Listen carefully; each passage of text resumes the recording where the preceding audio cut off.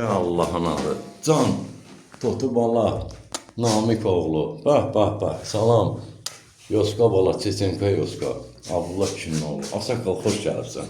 Həmişə sən gələsən. Toğru bala, bax. Baxtiyar oğlu. Evgün oğlu. Öpürəm ay üstü bala. Nətərsən? Yaxşısan? Ya Allah'ın adı. Yadımızda biraz oynaq götürürük. 3, 4.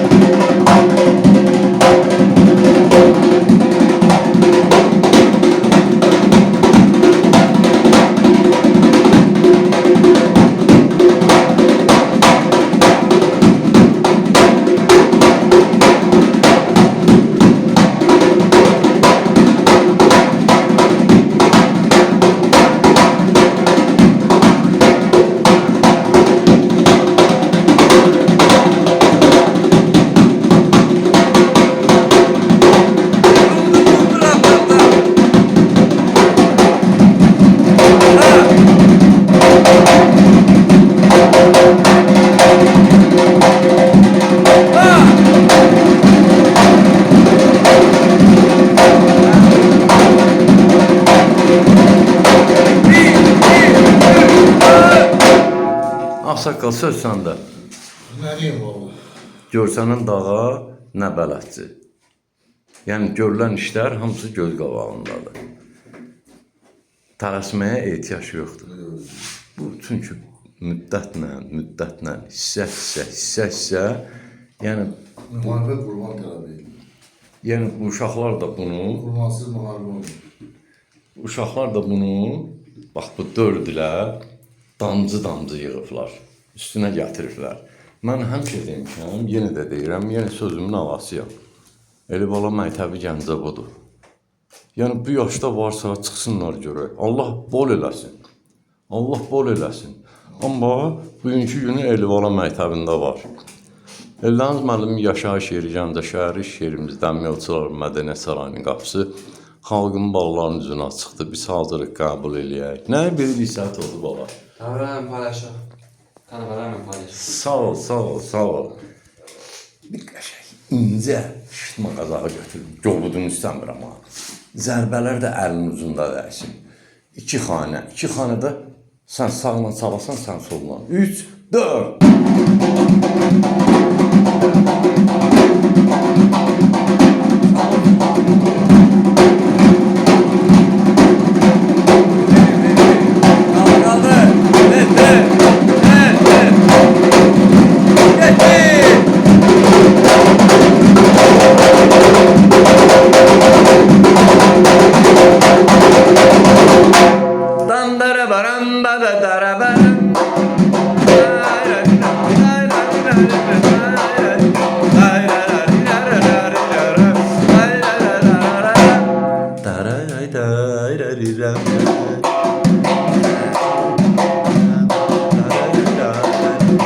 Sessiz.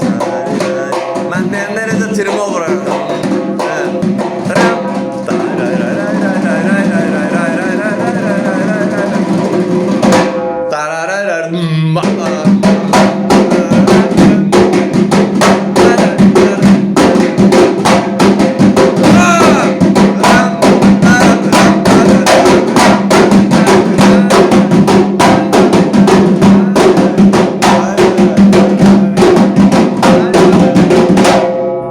Ağsaqqal ayrı.